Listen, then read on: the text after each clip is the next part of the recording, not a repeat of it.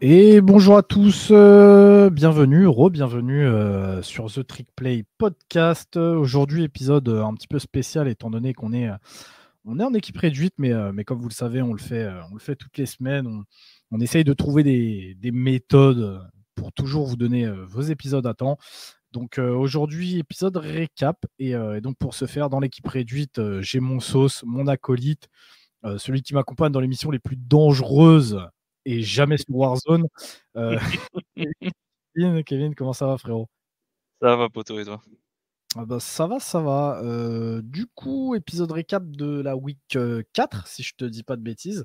Ouais. Euh, Week 4, et du coup, bah, finalement, très peu de surprises dans cette week 4 qui déjà, et il faut le dire, était un petit peu, comment dire, moins sexy sur le Ouais. papier. Les oppositions, elle était quand même vachement moins sexy que ce qu'on a pu voir bah, les trois premières weeks. Hein, je sais pas ce que tu en penses.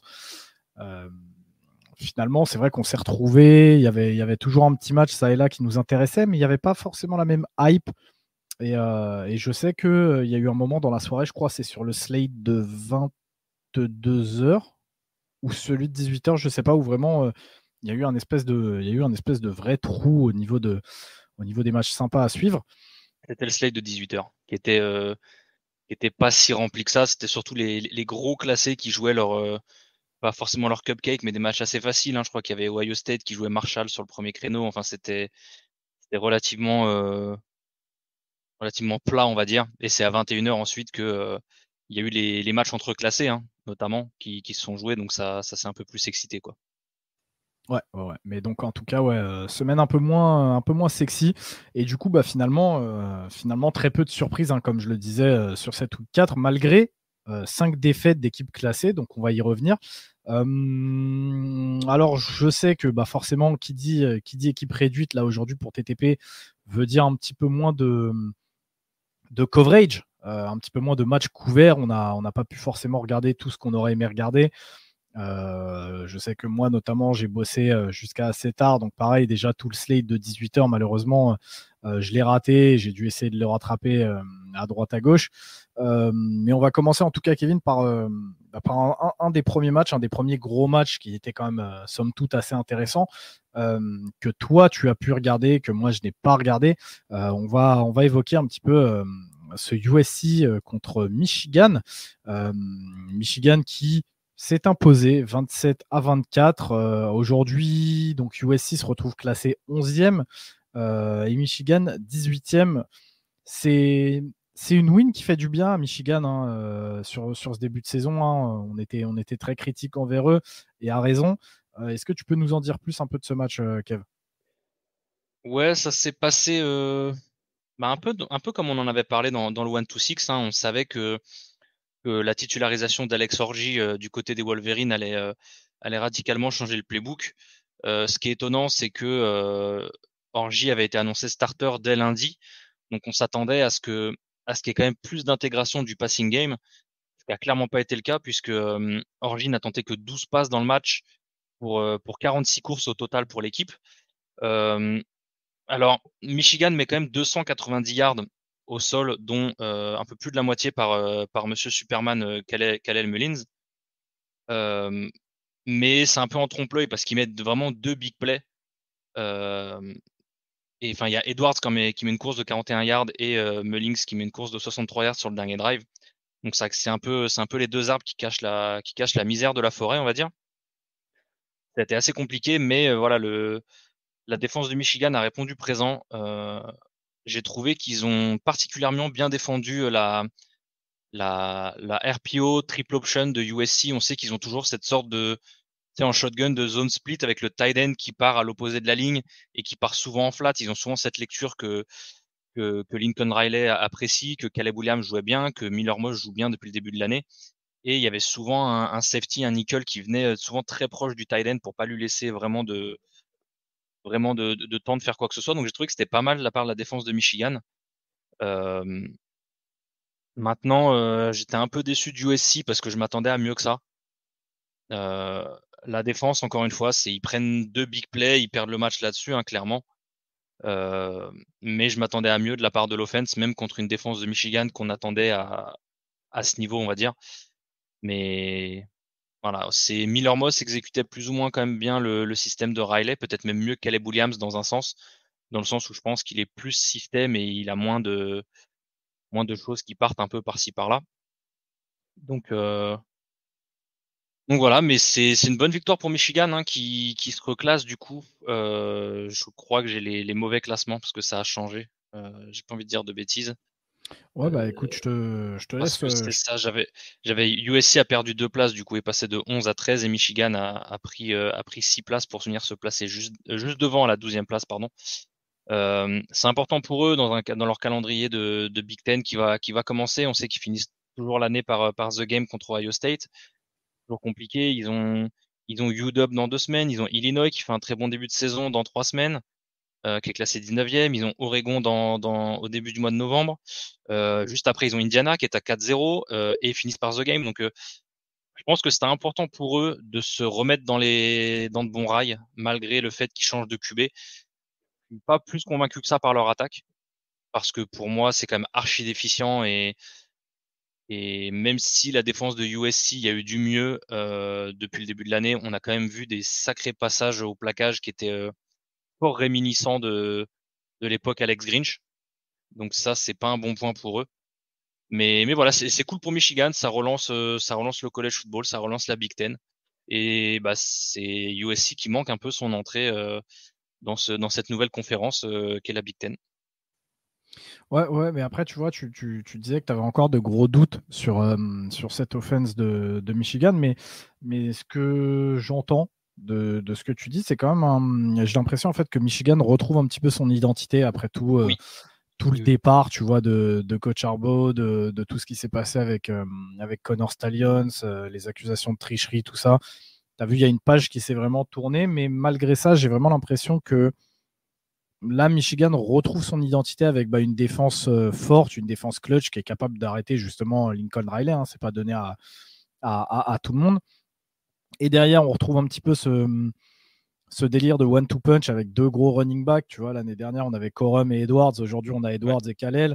On retrouve avec Orji ce délire de lancer finalement que très peu de passes, même si c'est par rapport à son skill set plus que ce n'était le cas avec JJ McCarthy. Mais donc, on retrouve vraiment cette recette.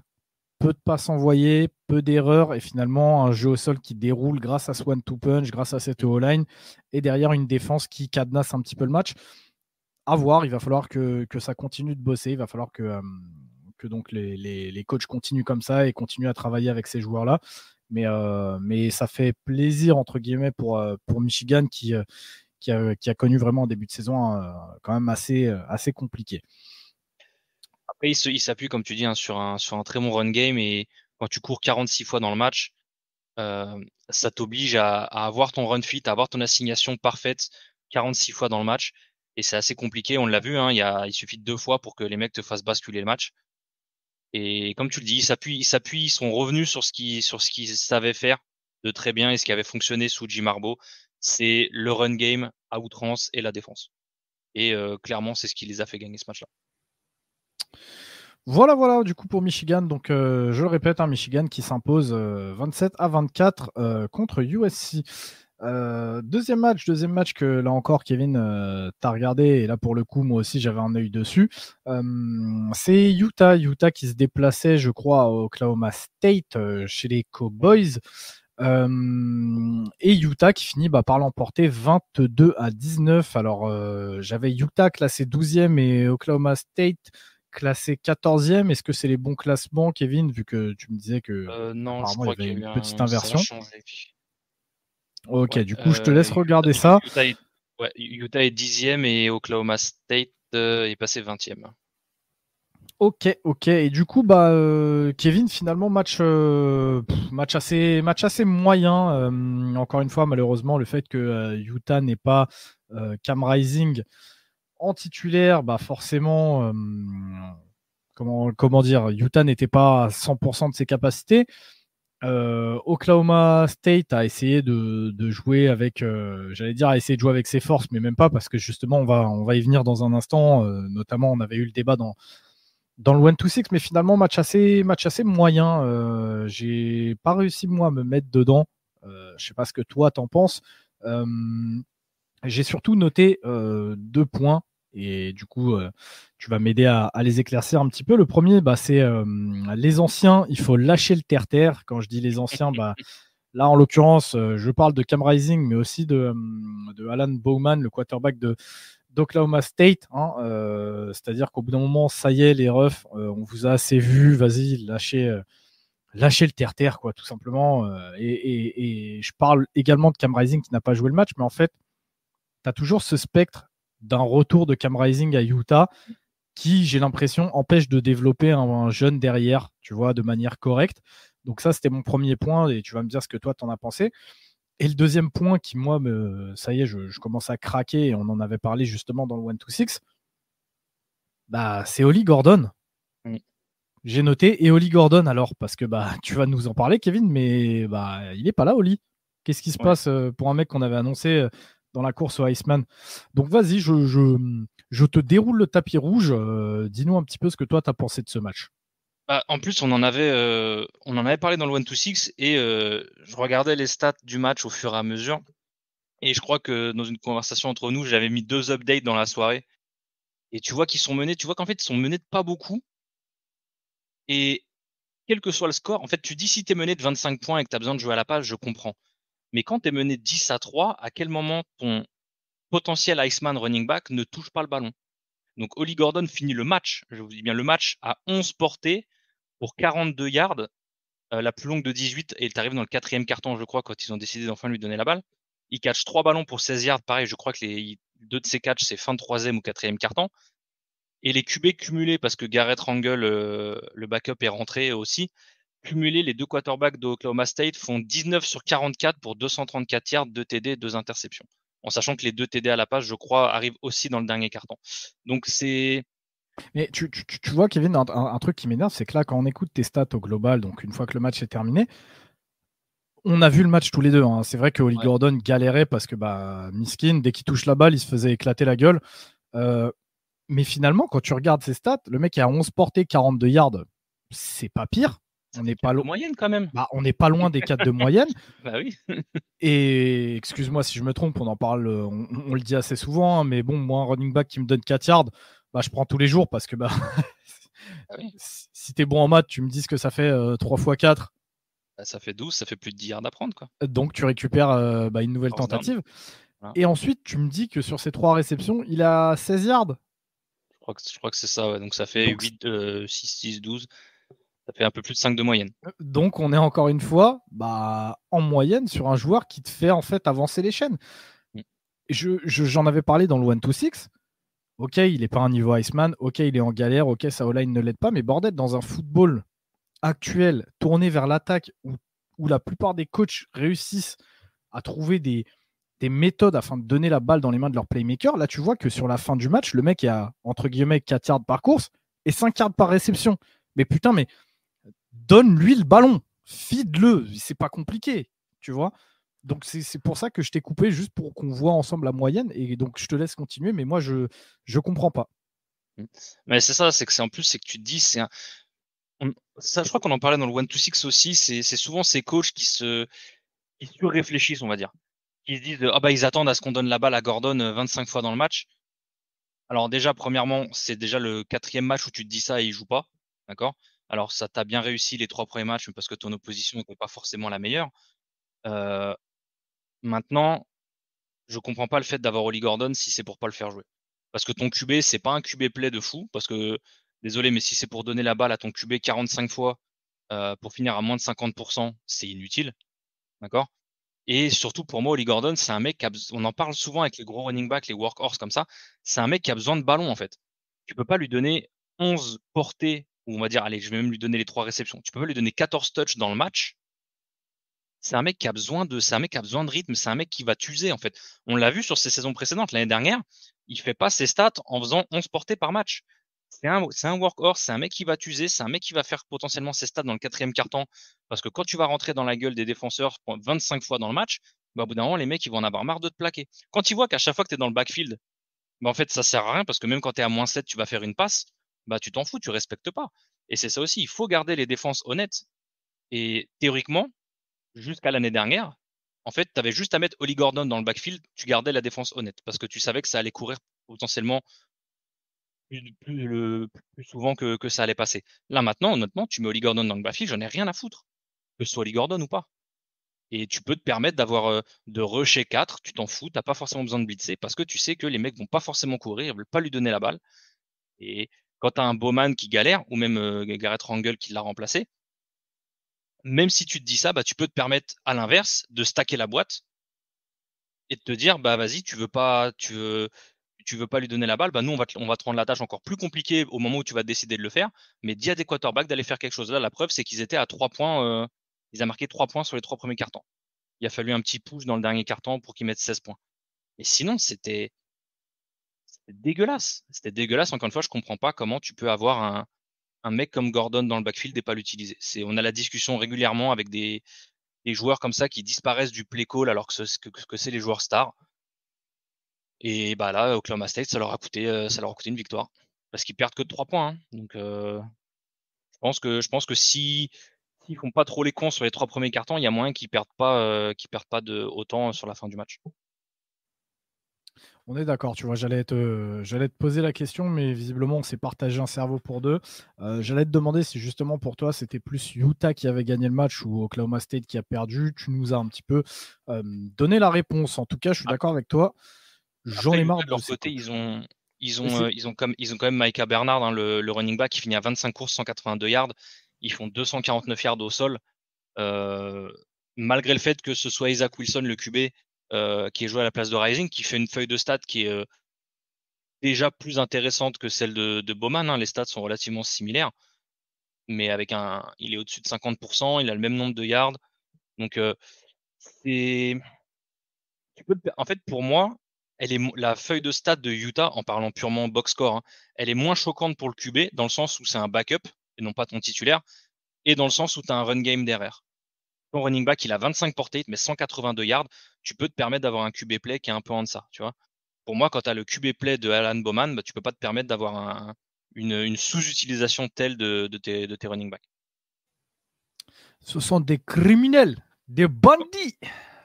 Sur ce, bah écoute, Oklahoma State peut s'en mordre les doigts et donc chute au classement. Du coup, on continue d'avancer, Kevin. Joli match qui, là encore, nous a rassemblés, aussi bien toi que moi. On était devant et très belle opposition. Hein. On en avait là encore parlé dans le 1-2-6. C'est Tennessee, 5e, qui affrontait donc Oklahoma 21e. Non, je crois que là, les classements, tu me les as actualisés. Ça, c'est Voilà, là, je t'ai actualisé le classement, c'est ça. Ouais, donc c'est les classements actuels. Donc après ce match-là, Tennessee est 5e, Oklahoma 21e. Donc vous vous en doutez, Tennessee a remporté ce match avec un score finalement un petit peu en trompe-l'œil, hein, parce qu'on voit que la rencontre s'est terminée sur un 25-15 pour Tennessee. Là, on peut se dire que le match était quand même assez serré. Finalement, la réalité du terrain, c'était pas forcément le cas. Très rapidement, en fait, Tennessee est passé devant au score, mais n'a plus jamais lâché le volant.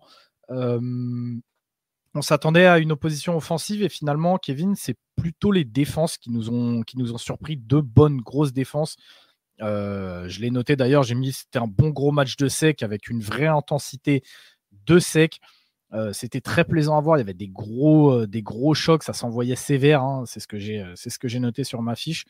Mais très impressionné par finalement la défense de Tennessee qui m'a vraiment qui m'a surpris. C'est-à-dire qu'on savait qu'il y a des bons joueurs hein, dans cette équipe de Tennessee, un petit peu partout, il y a du talent. Mais je les ai trouvés vraiment bons, c'était une défense qui avait du répondant. Tu vois, ils ont répondu présent sur un des premiers gros matchs de l'année et je les ai vraiment trouvés au-dessus du lot. Malgré un match un petit peu en deçà de Yamaleava, désolé, de Nico, je l'ai quand même trouvé bon par séquence. On va dire clean. Ouais, en fait, il a toujours ces flashs qui me plaisent vraiment et qui font que je suis dans le wagon. Malgré, comme je vous ai dit, un match un petit peu en deçà, hein, il termine à 13 sur 21. Il a moins de 200 yards, hein, il a 194 yards, il a un TD. Il a 2 fumbles qui, à mon sens, Il y en a un qui est pour lui, l'autre peut-être un petit peu moins. Il y en a un où il se fait. Donc les deux, hein, c'est des strip sacks. Le premier. Il se fait boiter blindside, le deuxième, il a. C'est ça, Je mais. pense qu'il peut avoir 2 mains sur le ballon. C'est ce que tu peux lui reprocher d'ailleurs sur les deux fumbles. Bah, Mais en fait, il y en a un qui est pas vraiment évitable, quoi. L'autre le boite par derrière. c'est ça, c'est le premier du match. Là où en fait je lui impute, c'est que c'est un peu une erreur de freshman où le mec est trop posé, tu vois, dans sa poche. Vraiment, il n'a pas cette espèce tu vois, de inside clock. Ouais. Souvent, on se réfère à ça où on dit au QB, faut que tu aies un chrono en fait dans la tête, que tu saches en fait instinctivement qu'au bout d'un moment, il faut que tu te débarrasses de la balle. Et là, en fait, Yamaleava est tellement serein, il est tellement chill dans sa poche que le mec, vraiment, tu vois le mec arriver dans son dos, tu te dis, mais vas-y gros, lance la balle. Et non, le mec, il est pépère. Genre, il a même pas entamé sa motion de lancer. Et en fait, sur le deuxième, c'est un petit peu ça aussi, sauf que cette fois-ci, ça vient de son côté visible. Et donc, voilà, c'est des petites erreurs de freshman. Donc, le premier, à la rigueur, vu que ça vient complètement blindside, je lui en veux pas tant que ça. Le deuxième, quand ça t'est déjà arrivé dans le match, il va falloir qu'il travaille là-dessus, sur le fait de, entre guillemets, se débarrasser plus vite de la balle. Mais donc voilà, petit match assez moyen de Nico, mais toujours par séquence, hein, il a ses flashs de talent qui vraiment trompent pas. À un moment, je crois qu'il envoie une sim sur, je crois, le premier ou le deuxième TD du match. Il envoie une sim, mais la balle est parfaite, c'est fluide. C'est la slant en cover 0, là où le mec il finit tout seul après. Ouais, Mais la balle est. c'est quelque chose que Tennessee joue archi bien, c'est ces sortes de play action RPO où ils ont la slant derrière les backers comme ça, et souvent quand tu as de la cover 0 en face, ça veut dire que si ton gars il catch la slant avec les athlètes contre Tennessee, souvent le gars il a juste à catcher la slant ou le skinny post et tu sais qu'il va au bout. Et là c'est ce qu'il y a sur le truc, hein. C'est que tu vois qu'il a une petite lecture et tu te dis bah ok, il vient de catcher sa slant, il y a un safety. Non, il a profité du fait que ce soit j'ai pas vu vraiment le replay. Moi j'ai juste l'image où le mec il catch la slant et il va au bout avec juste le corner dans le dos, quoi. Il n'y a pas de safety, personne d'autre à la poursuite. Donc il a quand même une bonne lecture de jeu à ce niveau-là. Et c'est surtout quelque chose que j'ai remarqué de Tennessee depuis le début de l'année, c'est qu'ils savent profiter de ces opportunités où il n'y a pas forcément de safety, où la défense veut un peu essayer de ramener de la pression, veut essayer de gamble comme ça. Et beaucoup de TD depuis le début de l'année, même contre les oppositions un peu moindres, on les voit, c'est des opportunités de 1 contre 1, ils savent très bien en profiter. Donc ils ont Brew McCoy, un receveur, hein, qui est un très bon receveur et qui aide beaucoup. Ah, Euh, d'ailleurs, lui aussi, on en parlait tout à l'heure, les anciens qui doivent lâcher le terre-terre, lui aussi, hein, frère, ça y est, gros. Eh, Bro McCoy, j'étais à la fac, il venait de s'inscrire à Tennessee, on est où là? et celui qui marque, c'est Dante Thornton d'ailleurs, petite dédicace parce que c'est un ancien joueur d'Oregon. Et la chose la plus drôle, c'est que Dante Thornton, avant de transférer, avait marqué en ball game contre Oklahoma, justement. Euh, le match qui était d'ailleurs le dernier match de Caleb Williams à Oklahoma avant de partir à USC. En parlant de McCoy, il y a un autre McCoy à Tennessee qui a fait un gros match. C'est celui qui est de l'autre côté du ballon, en défense, Jermod McCoy. La première mi-temps, il était absolument partout, hein. Il a vraiment tout fait. Je crois que c'est pas forcément lui qui force une interception, mais je crois qu'il doit tiper la balle, ou vraiment sur la première mi-temps, dès qu'il y avait un play qui était fait par la défense, il était là. Et ça a vraiment fait du bien à la défense de Tennessee sur la première mi-temps. Ils prennent que 3 points sur les 3 premiers cartons. J'ai vraiment, Ah, mais vraiment bien aimé sa performance. ils ont été vraiment impérial. En tout cas, du coup, ouais, juste pour conclure, hein, ce que je disais sur Nico, c'est vraiment que ouais, par flash, vraiment cette passe-là, si vous regardez les replays, vraiment, elle est vraiment magnifique. Par contre, de l'autre côté, Kevin, on a Jackson Arnold. On en attendait beaucoup. Moi, Ouais. personnellement, je suis beaucoup moins dans le wagon que Nico, même si bah, forcément, moi, là, je vais le dire après le match, les gens vont se dire, ouais, c'est facile, mais croyez-moi, j'essaye d'être le plus honnête possible. Vraiment, moi, j'ai du mal avec Arnold. Il termine à 7 sur 16, 54 yards et une interception. Il s'est fait démonter la gueule tout le match. Et il finit benché pour Michael Dawkins, qui finalement fait un bien meilleur match que Ouais. lui, à Mm. 11 sur 18, 132 yards et un TD. Donc, on a parlé beaucoup de Tennessee. Est-ce que tu veux dire un mot quand même sur Oklahoma avant qu'on passe à la suite? Parce que clairement, je vous le dis, hein, il y a 25-15, mais en vrai, Tennessee avait, comme je vous ai dit, hein, les deux mains sur le volant, et on les a pas sentis inquiétés à aucun moment, quoi. Donc, si tu veux dire un petit truc sur Oklahoma, Kevin, Bah et non, avant qu'on avance. juste ce qu'on avait dit sur le 1-2-6, c'est que contrairement un peu à ce qu'on avait vu ces dernières années, Oklahoma, c'était un peu la défense qui était aux abonnés absents sous Lincoln Riley et l'attaque qui déroulait avec des QB Iceman. Cette année, c'est un peu l'inverse avec la défense qui s'est sortie les doigts du fondement et l'attaque qui est poussive. C'est exactement ce qu'on a vu sur ce match. Et, et l'interception de Jackson Arnold, elle est absolument immonde. Il roll à gauche, il roll à gauche, il lance à droite en triple coverage. Enfin, après lui aussi, c'est un jeune QB. Tu te dis, vas-y, tu sais quoi, il est jeune, faut qu'il apprenne, nanana. Mais elle est vraiment pas belle et je trouve qu'elle est relativement symptomatique et bah du coup, je savais bien qu'il y avait quelque chose. C'est Jermod McCoy justement qui fait l'interception. Je suis pas fou. Non, je trouve qu'elle est symptomatique de son match et puis un peu de son début de saison et des manquements qu'il a encore. Ou est-ce que c'est le système qui le met pas forcément en valeur? Je trouve que Nico, qui reste un bon athlète, le système met quand même en valeur ses capacités, ses qualités de passeur, alors que Jackson Arnold, pas forcément. Je trouve que dans le système, il est plus coureur que passeur et ça m'embête. Et ça m'embête et j'aimerais bien qu'on le settle un peu plus dans la poche, qu'on le settle en tant que passeur. Même si je sais que c'est du college football, je sais qu'il faut utiliser les armes de son QB, mais au bout d'un moment, si tu fais starter ton freshman, c'est pas pour qu'il cavale pendant 4 ans et qu'il prenne des coups pendant 4 ans. Surtout que maintenant tu es en SEC, c'est peut-être pas la meilleure stratégie à avoir. Donc je pense que pour son développement et pour les années à venir d'Oklahoma, si ils sont sérieux sur le fait de développer Arnold et que ce soit leur QB du futur, je pense que ça pourrait leur servir de le poser dans la poche et de moins le faire cavaler un peu. On est d'accord. Du coup, on avance, hein, Kevin. On va juste le signaler parce que ni toi ni moi n'avons vu le match, mais on a Buffalo qui a battu Northern Illinois 23-20. Et donc, Northern Illinois qui avait connu une ascension fulgurante grâce à sa victoire contre Notre-Dame, recommence déjà à perdre ses places, hein, et donc chute à la 23e Non, place. non, alors là, par contre, j'ai pas actualisé, pardon. Ils étaient 23e, ils sortent du classement. Ils étaient 23e, ils sortent Ils du ne sont plus classement. classés. Ouais. Logiquement, ça me paraît un petit peu plus logique, il est vrai.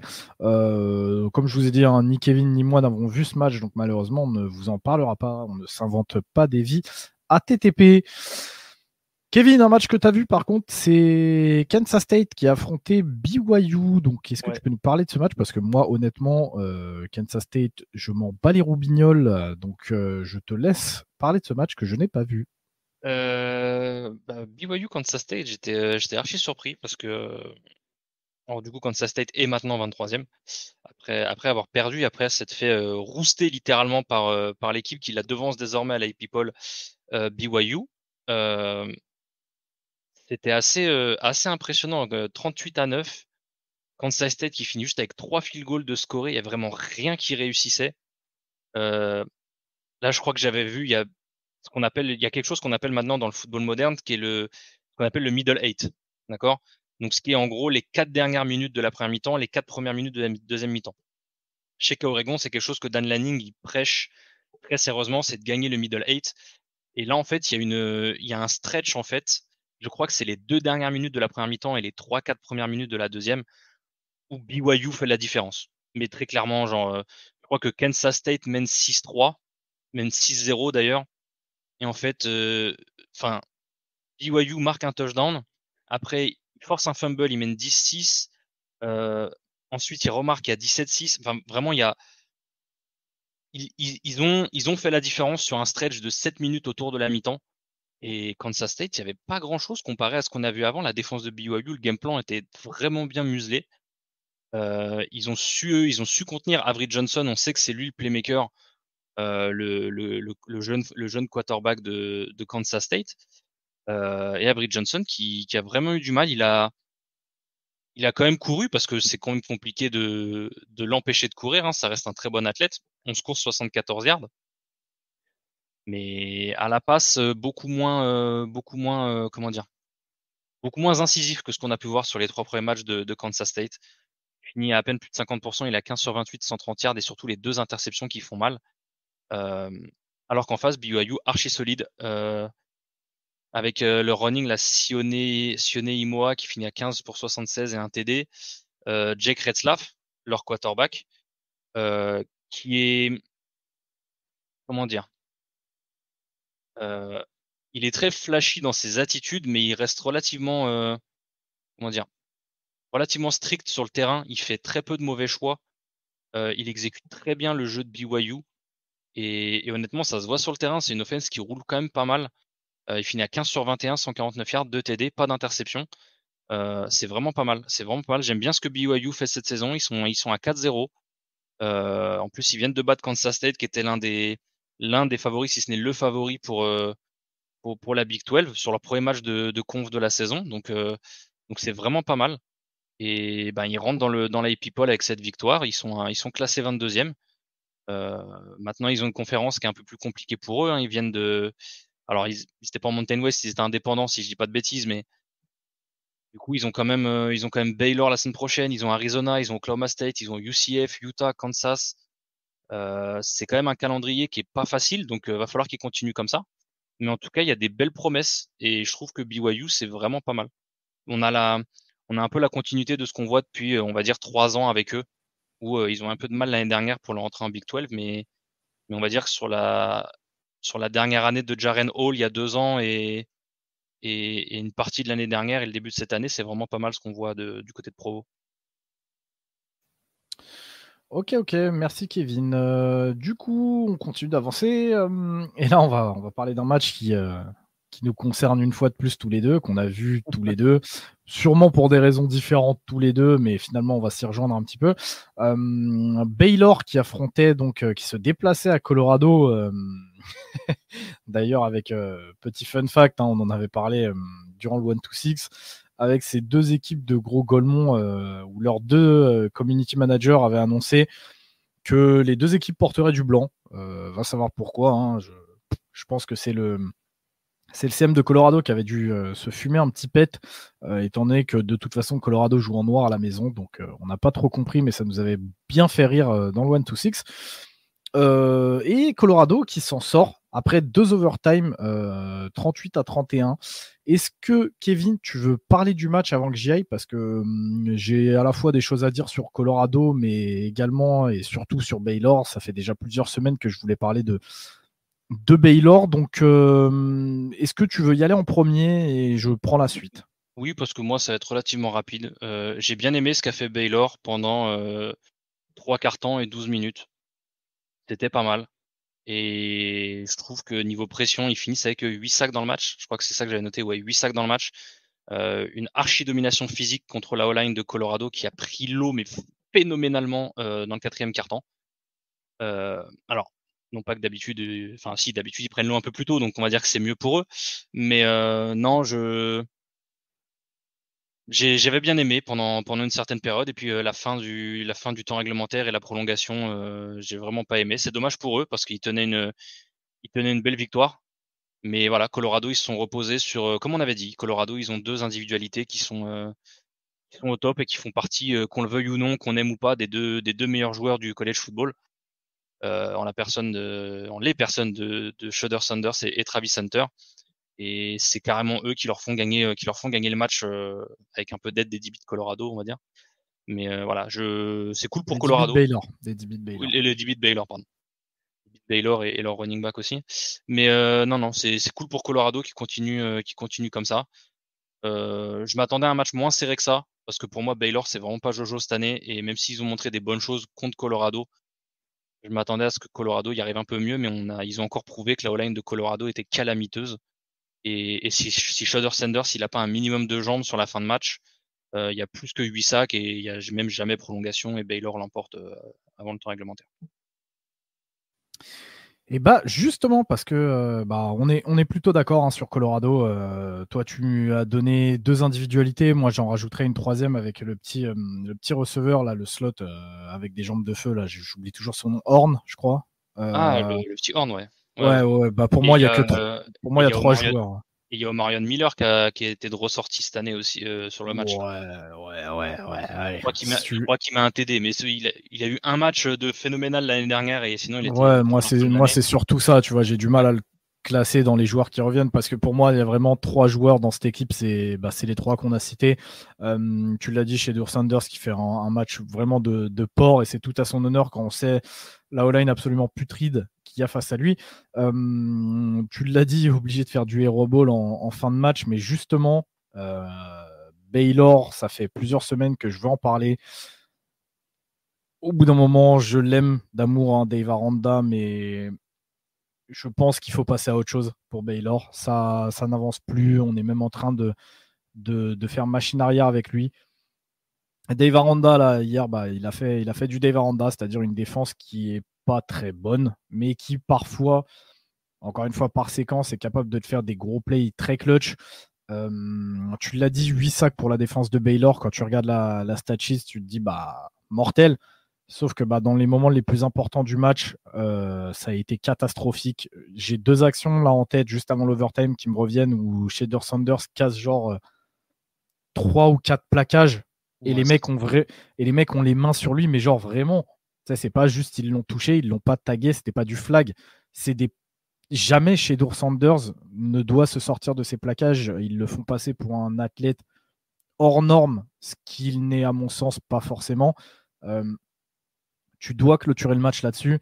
On peut également parler de la Hail Mary en overtime qui ne doit jamais passer, sauf que incompréhension, j'ai pas compris ce qui s'est passé avec les DB de Baylor.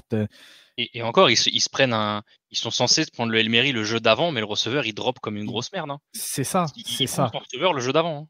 Et moi, ça, je ne peux pas l'accepter. Donc, en fait, quand même, ta défense commence à te lâcher parce que c'est bien beau. En fait, moi, je veux bien que Dave Aranda, par séquence, il soit capable de jeu clutch. Je veux bien 8 sacs, je veux bien ce que tu veux. La vérité, c'est qu'à la fin, Colorado te met quand même 38 points avec une O-line désastreuse. Ce n'est pas possible. Ce n'est pas possible. Je suis désolé.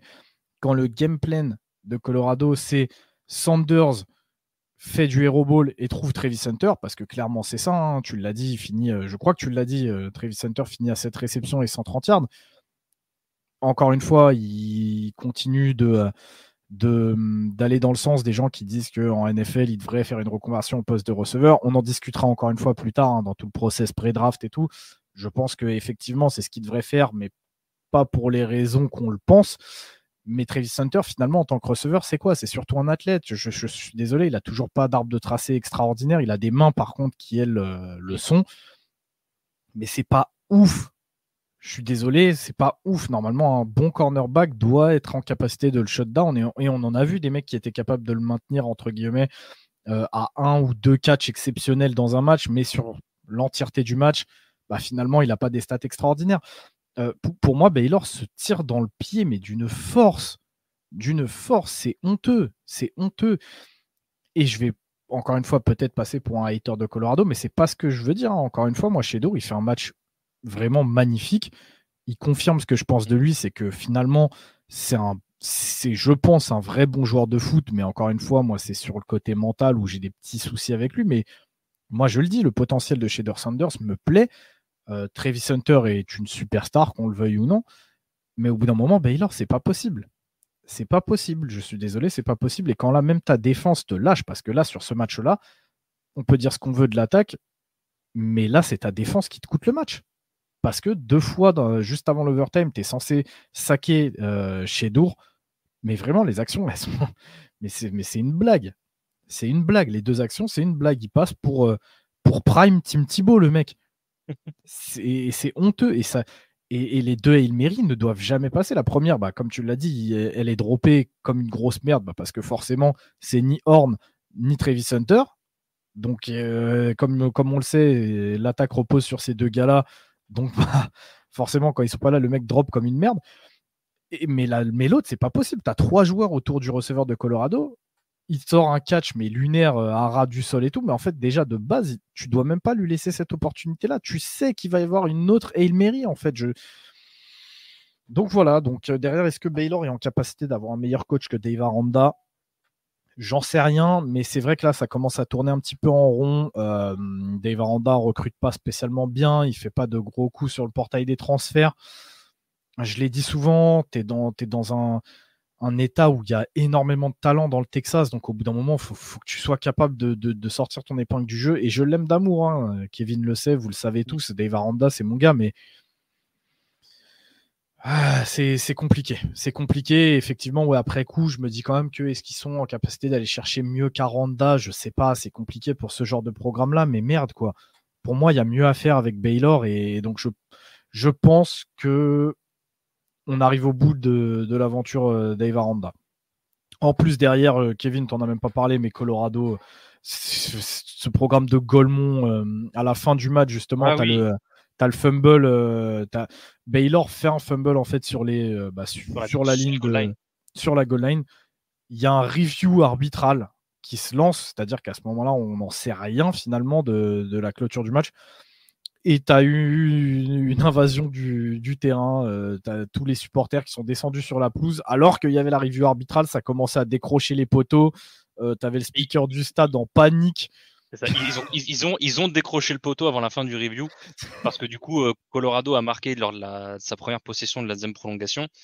Et en fait, donc c'est le running, il marque très, très rapidement Baylor aussi, et le running, il saute au-dessus il veut plonger au-dessus de Travis Hunter pour scorer, et en fait, Travis Hunter, lui, alors, et le plaquage c'est un plaquage textbook, hein, il lui met l'épaulière pile dans le ballon pop, mais à 20 cm de la ligne, et recouvert par Colorado dans le fond, et dès que les arbitres annoncent le touchback, en sachant que vous le savez, tous les turnovers sont review automatiquement, et tout, dès que l'arbitre annonce le touchback, il y a tout le monde qui flotte le terrain, ça devient le gros bordel. Et moi, en voyant ça, je me suis dit une seule chose, je dis pitié qu'il n'y ait pas fumble. Parce que ça aurait été grave drôle. Mais moi, j'ai surtout eu peur que même s'il y a fumble, en fait, avec l'envahissement de terrain, qu'il y ait des répercussions, en fait, pour Colorado. Ils auraient pris une amende et ils auraient sûrement pris 15 yards sur le moment, parce que c'est 15 yards administratifs, entre guillemets, pour l'organisateur, pour l'équipe à domicile, mais ça les aurait, parce que du coup, ça veut dire que Baylor aurait marqué le TD et aurait dû transformer. Donc je pense que Colorado aurait potentiellement été sanctionné pour le début de sa deuxième possession, ou alors Baylor aurait commencé avec une moitié de terrain sur la deuxième. Bon bref, ça aurait été un truc relativement simple, mais je suis pas sûr qu'il y aurait une si grosse répercussion financière, on va dire. Financière, je sais pas, mais moi c'est plus sur le terrain. Tu sais que ça peut compter ce genre de truc-là, donc. Ouais, oui. Enfin bref, c'était n'importe quoi la fin de match, mais donc en gros, Colorado s'en sort. Juste petit disclaimer à Val qui déteste Travis Hunter en tant que cornerback. Je tiens quand même à dire que très très souvent, quand il y a un big play à la passe, c'est à l'opposé de Travis Hunter. Donc je pense que je vais défendre ma paroisse en disant que pour moi, Travis Hunter est toujours un meilleur corner qu'un receveur, mais on y reviendra plus tard. Du coup. Et juste, tu parlais des playmakers, il y en a un qui se révèle que j'aimais pas du tout l'année dernière, et je trouve qu'il s'est sacrément sorti les doigts du cul. Parce que je l'avais noté en début d'année dernière quand il y a la hype Colorado qui a commencé et que je voyais pas mal de leurs matchs. C'est le safety numéro 7, Cameron Silmon Craig, qui a fait une saison putride en 2023, qui était l'inverse de Travis Hunter, ce qui veut dire dès qu'il y avait une couille sur le terrain, c'était pour lui. Et là, il s'est totalement transformé, surtout depuis la blessure de Shiloh Sanders. Et il fait la première mi-temps à lui tout seul et il s'est transformé en machine à plaquer. Et à noter parce que tu vois, encore une fois, je suis le premier à cracher sur certains joueurs quand ils font de la bonne merde. Ça a été le cas pour Silman Craig l'année dernière. Autant faut signaler quand les mecs se réveillent et font des bons trucs aussi. Quand les mecs se mettent au diapason. Du coup, comme on l'a dit, Colorado l'emporte 38-31. Match suivant, et là c'est moi qui suis concerné puisque LSU affrontait UCLA chez eux. Non, chez nous en plus, je me suis trompé. Ouais, si, c'était chez nous. Ouais, c'était au Tiger Stadium, mais je crois qu'on a joué en violet, c'est pour ça que j'ai bugué. Mais donc ouais, c'était bien chez nous et donc on a affronté UCLA dans l'espoir d'une revanche du match qui a eu lieu il y a 2 ou 3 saisons, je crois, quand Chip Kelly était encore là et où on s'était fait casser le boule par les Bruins. Victoire LSU 34-17. Encore un match d'éléphant de Garrett Nussmeier, hein. Il termine à 32 sur 44, 352 yards et 3 TD. Mais le problème, c'est que finalement, on s'est fait peur. On s'est encore fait peur. On s'attendait à écraser un UCLA qui est très faible cette année. C'est pas ce qu'on a vu sur le terrain. On a fait passer Ethan Garbers, donc leur quarterback, pour limite un prétendant au Heisman, hein. Il finit à 22 sur 36, 281 yards, 2 TD et une inter. Alors dit comme ça paraît pas, mais je vous assure que quand on le voit jouer, on se dit limite que c'est une révélation pour les saisons qui arrivent. On a un LSU qui patauge offensivement. On a un LSU qui patauge défensivement. Je pense que ce qui nous sauve sur ce match, c'est 2 turnovers pour UCLA qui finalement leur font très mal. Hein. Nous, de notre côté, on ne fait aucun turnover. Et on sait qu'en college football, quand tu passes la barre des 2 turnovers de différentiel de plus 2 turnovers, généralement ça compte. Ça annonce pas du bon pour LSU. Avec cette win, on passe 14e à l'AP Poll. On le restera pas. Je suis terrifié de la suite des événements. Quand je vois comment on joue depuis le début d'année, je me dis qu'on va se faire décapiter contre les gros noms de SEC, en particulier les équipes qui ont un bon passing game, parce que vraiment, c'est autant on se défend sur la course. Là, je pense que ça y est, les soucis ont été réglés. Mais bordel, à la passe, mais c'est open bar. Hein. C'est open bar. On se mange mais des valises et des valises et des valises de yards. On est incapable d'être clutch, même quand on réussit à créer des troisièmes et longues, on laisse des big plays, mais c'est n'importe quoi. Et vraiment, quand je vois ce qu'on prend face à des UCLA, face à des Nichols, je me dis que ça va être dur. Ça va être très très dur. Et d'ailleurs, on le voit contre USC, on s'est fait balader. J'ai très peur des affrontements. Je pense que Ole Miss va nous rouler dessus. Je pense que Bama va nous faire extrêmement mal avec Milroe. Donc c'est un match qui en dit beaucoup pour la suite de LSU. Je suis désolé si je parle pas forcément du UCLA, mais UCLA c'est pas bon du tout non plus. Ils sont en vraie recherche d'identité UCLA, ça va mettre un petit peu de temps à se reconstruire. Mais donc voilà, donc j'ai peur pour la suite pour LSU. C'est une saison qui est pas facile à vivre et qui va continuer à être très compliquée à vivre puisque sur ce match, sur un contact assez anodin, je crois dans le 3e quart-temps, on a Harold Perkins qui vient faire un plaquage un peu de Golemont. Je ne sais pas quelle forme de plaquage il essaye de faire, mais en gros, il essaye d'y aller à l'épaule pour mettre un big hit. Et on le voit en fait se tenir le bas du dos et se laisser tomber par terre et rester au sol. J'ai cru pendant un moment que ce serait le dos qui avait mangé, mais finalement, des premiers échos qu'on a, c'est les ligaments du genou qui seraient touchés. On parle probablement d'une fin de saison pour Harold Perkins. Alors je sais, certains vont me dire qu'il ne faisait pas sa meilleure saison. Pareil, on y reviendra plus tard dans le process pré-draft, hein, Kevin, mais oui, il ne fait pas une saison extraordinaire, mais il y a des choses qui peuvent l'expliquer. Maintenant, malheureusement, il est à haute saison et on peut dire ce qu'on veut, mais perdre un mec comme ça reste une perte majeure.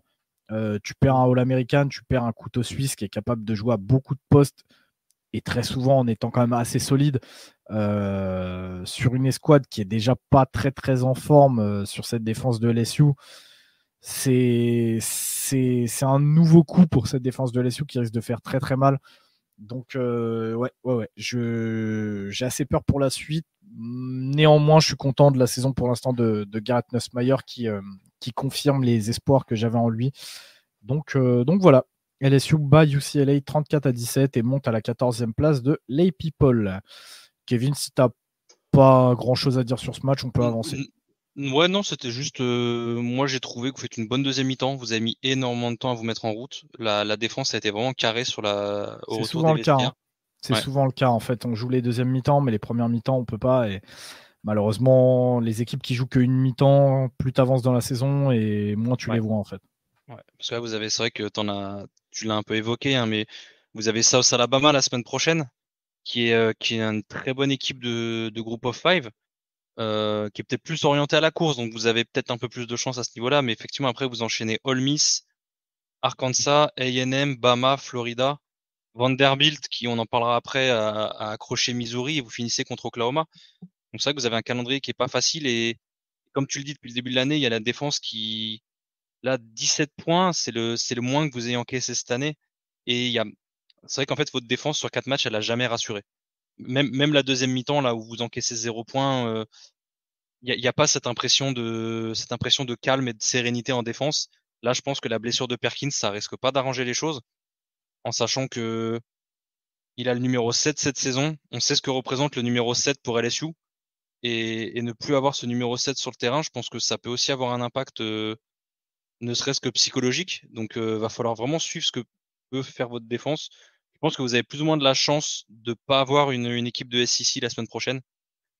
et de commencer votre calendrier de SEC que le 12 octobre, donc dans 2 semaines, dans 3 semaines même d'ailleurs.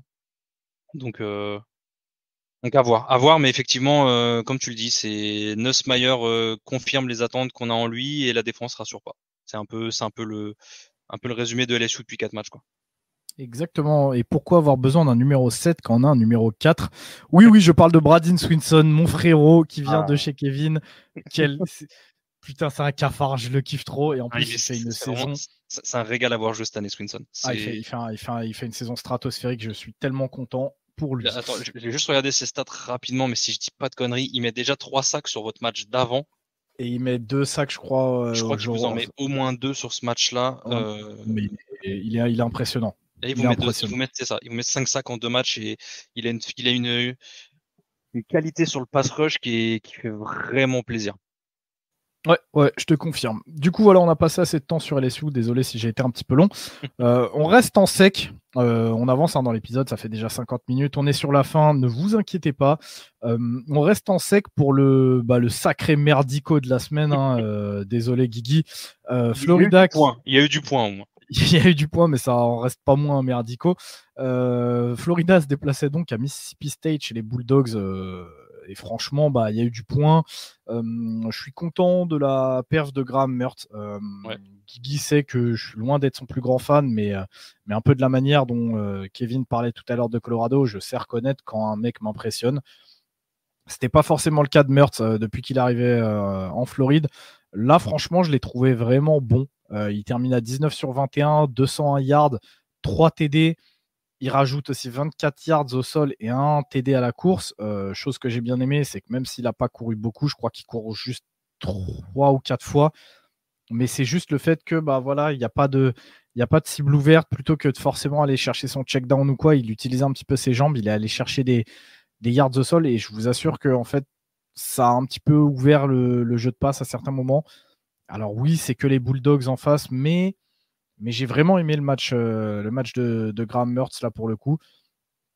Comme le disait Kevin, du point, ça c'est cool. 45 à 28, il y a quand même eu du point des deux côtés. La faute à des défenses un petit peu dégueulasses aussi, mais on prend, c'est mieux ça que de voir un bon 0-0 RC, j'allais dire le RC Lens, non je suis un bâtard, en plus ça joue bien ces dernières années, mais bref, vous avez compris, le El Famoso match de Ligue 1 bien éclaté au sol. Mais donc ouais, pas grand chose à dire finalement, parce que l'état des deux équipes fait que t'as pas grand chose à en tirer de ce match. Une victoire pour Florida, ça fait du bien pour eux, ça fait du bien pour notre Guigui, surtout dans un calendrier où les mecs ils jouent le Hunger Games. De l'autre côté, il faut se dire que les mecs Mississippi State, c'est leur cupcake de l'année, quoi. C'est un peu ça. Ils ont Samford aussi, mais je pense que c'était la semaine de répit dans leur calendrier, comme tu dis, un peu Hunger Games. Donc c'était important de le gagner, quoi. C'est important de le gagner avec la manière. Je pense que ça va faire un petit peu de bien à tout le monde, même dans les têtes et tout. Par contre, de l'autre côté, Mississippi State, c'est toujours aussi crade, c'est toujours aussi dur. On en a parlé assez longuement dans le 1-2-6, donc on va pas y passer des heures, mais c'est compliqué. Je vois pas le programme s'en relever tout de suite. Je vois pas un avenir radieux pour les Bulldogs, donc ça risque d'être un petit peu compliqué dans les années à venir. Maintenant, Kevin, je pense que tu seras d'accord avec moi, mais au bout d'un moment, c'est aussi bien fait pour votre gueule parce que les cloches, là, on n'en peut plus, frère. Vous êtes insupportable. C'est une des pires. Franchement, Non, honnêtement, je pense que c'est la pire tradition du college football. C'est une horreur. C'est une horreur. Il y a littéralement un seul match, même un seul stade où je coupe le son, quel que soit le diffuseur, c'est quand c'est un match à Mississippi State. Je ne peux juste pas supporter. C'est insupportable. Mais on va faire plaisir à une partie de nos auditeurs, parce qu'après on dit que je suis dur avec eux et que c'est pas mérité et qu'il faut respecter la démocratie. Mais c'est inaudible. C'est inaudible, Kevin. Et les Français le savent. Ils le savent. Mississippi State, c'est inaudible. Sur ce, Kevin, si t'as rien d'autre à dire sur ce match. Non, moi ce que j'ai bien aimé, c'est que autant Graham Mertz finit à 19 sur 21, a été relativement propre. Faut dire que de par la blessure qu'il a eue en début d'année et l'émergence qu'on a eu de DJ Lagoué en son absence, Napier a décidé de faire jouer Lagoué en gros un drive tous les 3 drives. C'était un peu ça le deal, c'était un peu une rotation un peu particulière. Mais Mertz a réussi à garder son rythme même sans jouer tous les drives offensifs. Et offensivement, Florida a tellement bien roulé. Alors, il y a un fumble de Montrell Johnson dans la première mi-temps qui a un peu fait tâche. Mais sinon, offensivement, ça a été relativement propre. Et Laguey finit à 7 sur 7, 76 yards. Donc, accumulés, les deux finissent quand même à 26 sur 28, 277 yards, 3 TD, 0 interception. Donc, c'est bien pour Florida après leur début de saison compliqué de se remettre en marche comme ça et de trouver des petits axes de trucs qui font plaisir avant, oh, quoique ils ont UCF la semaine prochaine. Mais quand le calendrier SEC va commencer, là, effectivement, les axes d'amélioration, ils vont être plus compliqués à trouver parce que Tennessee, Kentucky, Georgia, Texas, LSU, Ole Miss et Florida State, ça risque d'être moins mignon tout de suite. Exactement. Et du coup, on avance pour le dernier gros match, et je mets des gros guillemets sur le gros match. C'était surtout une rivalité, c'est pour ça qu'on l'a mis dans nos gros matchs. Mais donc, dernier gros match de l'épisode d'aujourd'hui, c'est Clemson qui se déplaçait, je crois, à NC State. Clemson qui a roulé sur NC State. Le match se termine à 59-35. Et Clemson monte donc à la 17e place à LA People. Mais encore une fois, c'est un score en trompe-l'œil. Au début, on pourrait se dire que 59-35, oui, certes, il y a une trentaine de points, un petit peu moins d'écart. Donc ça reste quand même un score élevé, mais on pourrait se dire que NC State a fait un beau match. Non. La réalité est un peu différente, Kev. Ouais. C'est surtout sur le dernier quart-temps qu'ils reviennent. En vrai, il n'y a pas eu de match. À la fin du troisième quart-temps, il y a 59-14 pour Clemson. Puis Clemson décide de faire tourner et de donner du temps de jeu à ses freshmen et à ses remplaçants. Et là, en fait, le Wolfpack score 21 points dans ce qu'on pourrait appeler un garbage time. Mais donc, finalement, il n'y a pas réellement eu de match. Un bon match de Cade Klubnik. On est content de le voir comme ça. On préfère le voir comme ça. Il se relève bien après la première week vraiment dégueulasse qu'il avait faite. Il finit à 13 sur 24, 209 yards et 3 TD à la passe, auquel il rajoute 70 yards et un rushing touchdown. La fait une erreur, c'est 16 sur 24. 16 sur 24, désolé. Un peu meilleur du coup. Oui, un peu meilleur. Mon mauvais, comme on dit. Mais donc, match sympathique. Il est à quasiment 300 yards en all-purpose. Il finit à 4 TD, pas de turnover. C'est solide, il a fait ce qu'il faut. Il sort ensuite pour laisser la place au quarterback remplaçant. Du côté de NC State, pas grand-chose à dire, à part que Grayson McCall était toujours out pour blessure. Et finalement, c'est pas plus mal. Ça nous aura permis de voir donc le quarterback CJ Bailey, qui finalement fait un match plutôt honnête. Il est à 16 sur 25, 205 yards et un TD. Il y a cette petite interception qui vient faire tâche, mais bon, je pense que contre Clemson, c'est aussi un bon apprentissage. Je trouve le match honnête de CJ Bailey, honnêtement. Donc voilà, sinon, grosse performance à noter, Phil Maffa. On est fan dans le podcast depuis déjà l'année dernière, mais donc Phil Maffa, il nous fait plaisir. 7 portées seulement pour 107 yards et un TD. Je crois qu'il a quelques petites stats aussi à la passe, mais je les ai pas notées parce que ça reste assez anecdotique. Mais donc, oui, 3 catchs pour 15 yards, oui. Ouais, voilà, c'est ça. Donc ouais, vraiment pas de match, une rivalité où Clemson a encore une fois posé sa patte sur la Caroline. Et donc, comme j'ai dit, ça leur permet de monter à la 17e place du classement.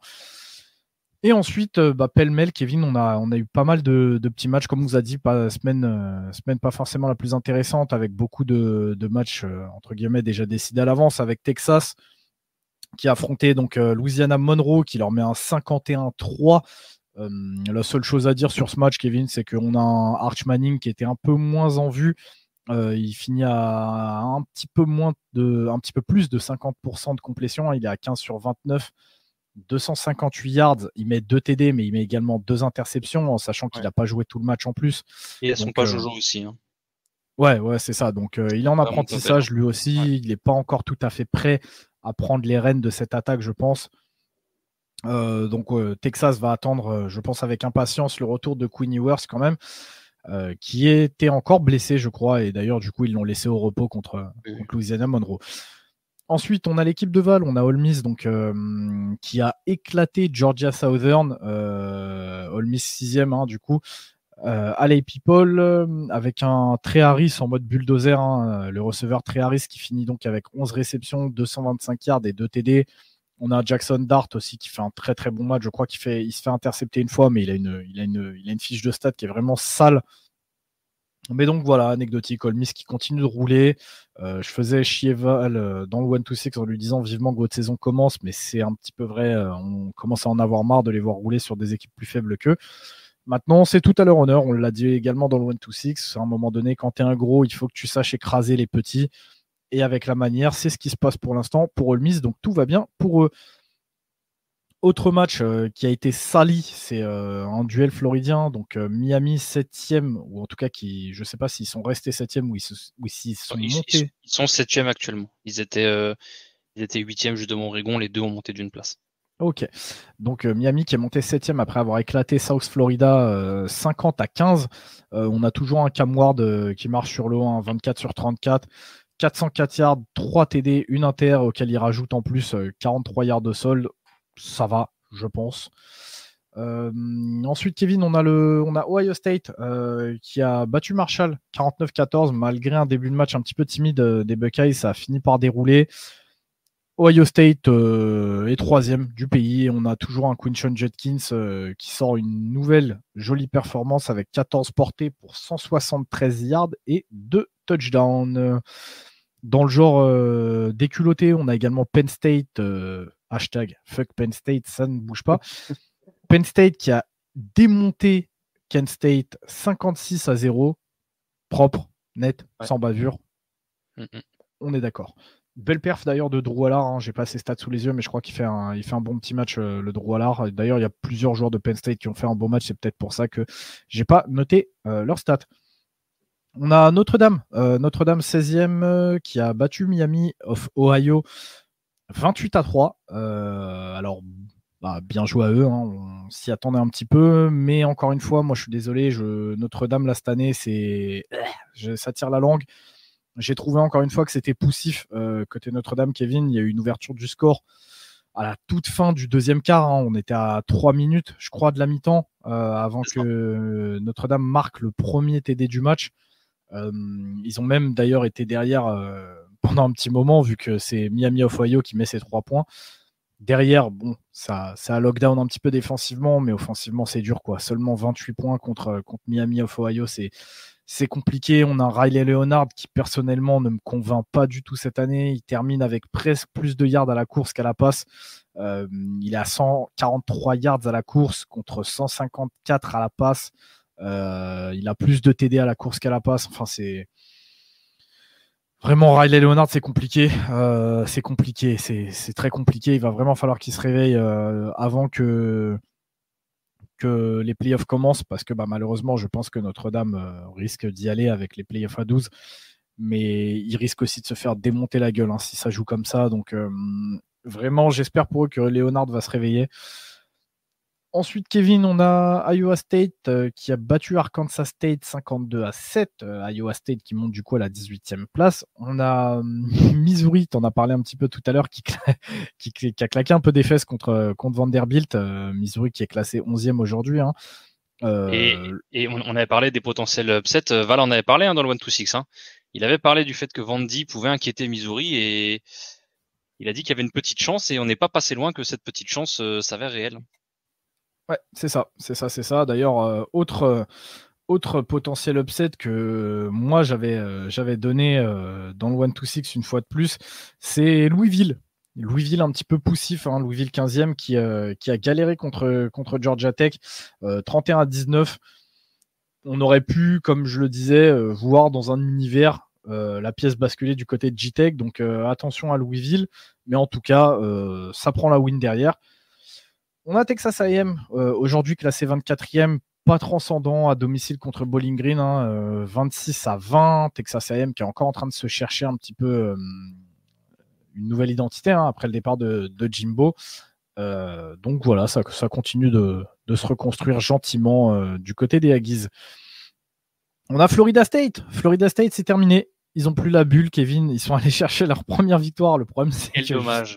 Parce que je trouve que c'était quand même trois premières semaines qui étaient relativement drôles. C'était très marrant, mais je pense que c'est pas terminé, étant donné que même cette première victoire, ils ont dû aller l'arracher, mais du bout des doigts face à California. Donc California qui, eux, pour le coup, prennent aussi leur première défaite de la saison.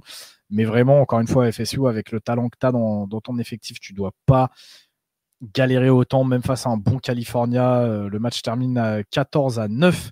Mais en tout cas, voilà, ça permet de prendre la première win pour FSU. Derrière, Kevin, tu voulais nous parler de James Madison rapidement. Je vais te laisser.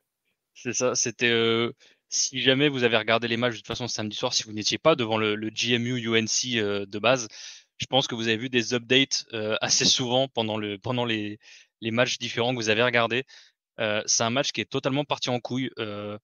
Si vous pensiez que le Centre Jose State Wazoo de vendredi soir était un match avec beaucoup de points, là on est arrivé à 120 points au final. Ça s'est fini à 70-50 pour James Madison qui a totalement éclaté UNC. Il y avait 74 points marqués à la mi-temps. GMU, on avait marqué, il menait 53-21. Enfin, c'est insane. Le match finit à et pourtant UNC perd de 20 points. Ils mettent techniquement 5 yards de plus au total offensivement que GMU.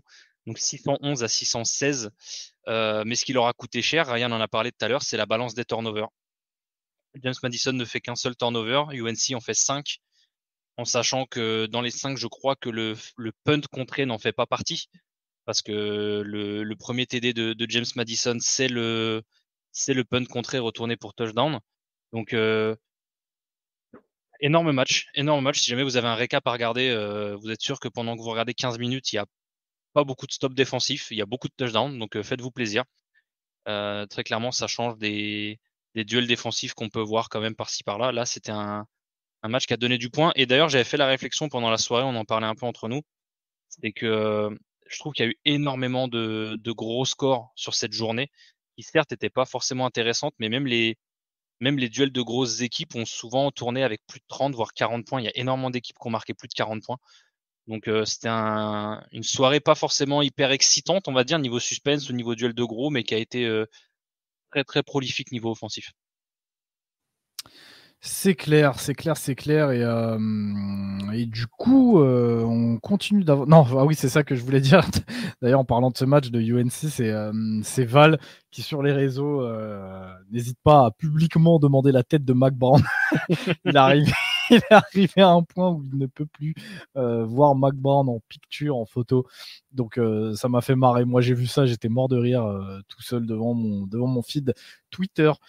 Du coup, la SEC, c'est la meilleure conférence du college football. On le dit, notamment parce qu'il y a un niveau de jeu exceptionnel, mais aussi parce que quand on fait les choses mal, on le fait à fond, on le fait en grand.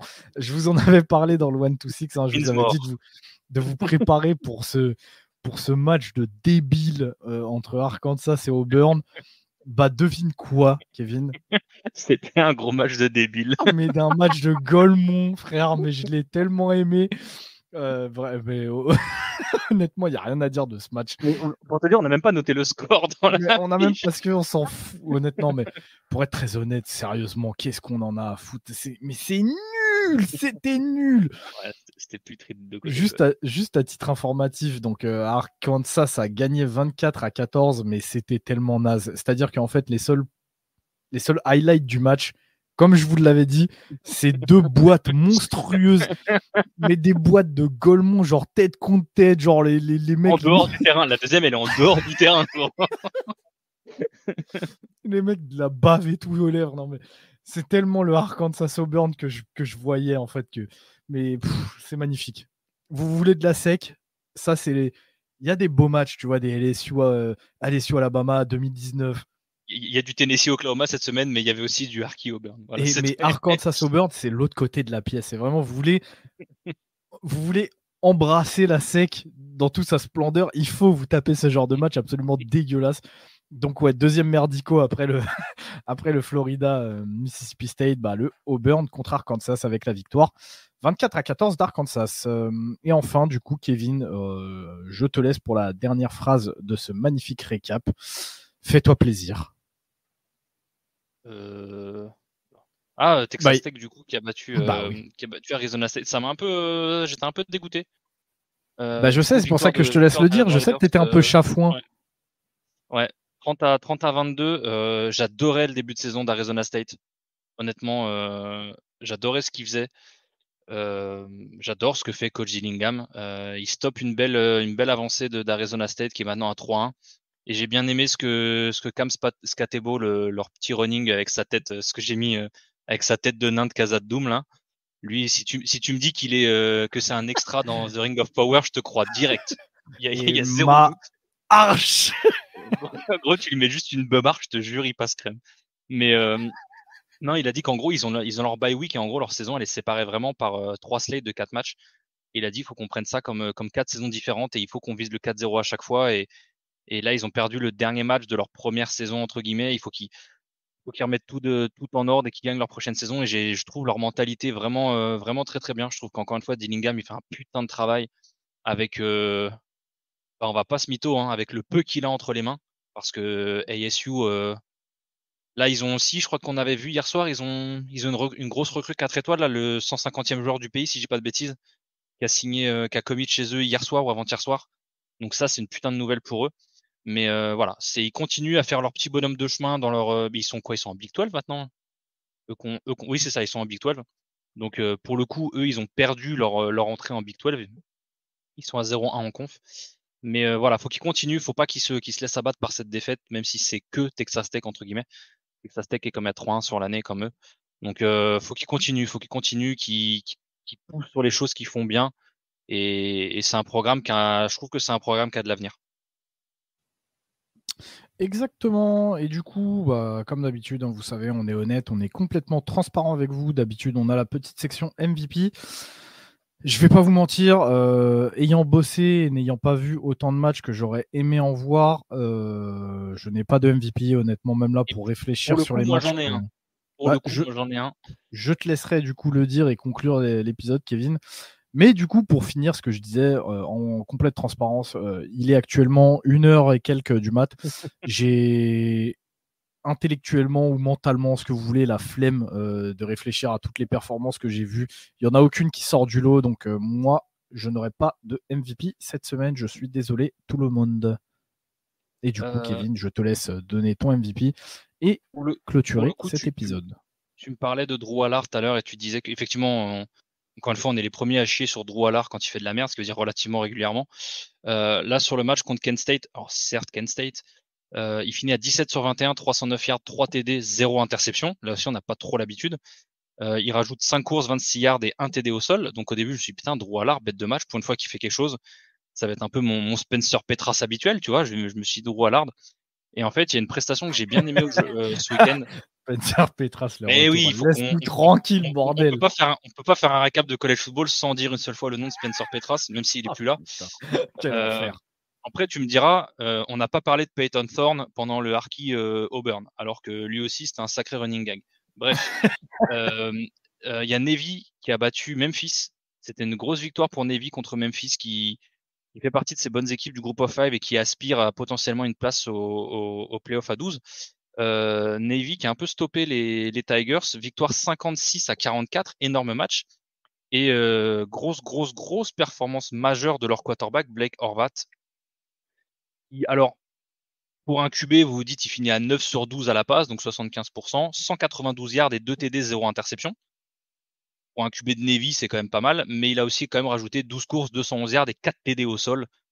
Donc, prestation absolument majeure du QB des Midshipmen pour une victoire tout aussi majeure contre Memphis, et ce sera mon MVP de la semaine.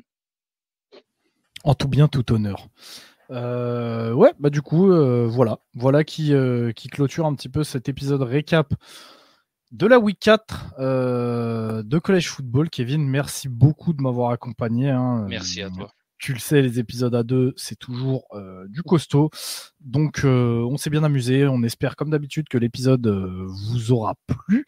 Et on se retrouve samedi à 17h pour le 1-2-6.